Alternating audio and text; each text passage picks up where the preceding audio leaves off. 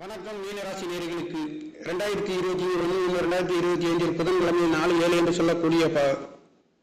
4ஆம் இடம் சொத்து சுகம் வீடு வாகனம் கணவன் மனைவிகளை கூட்டாளிகளை பொதுமக்களின் தொடர்புகளை குறிக்கக்கூடிய புத்திகாரகன் என்று சொல்லக்கூடியவர் 6ஆம் இடத்ததிபதியும் என்று சொல்லக்கூடிய புதன் பகவானும் இந்த ஜனவரி மாதங்களிலே உங்களுக்கு 7ஆம் இடத்தில் இருந்து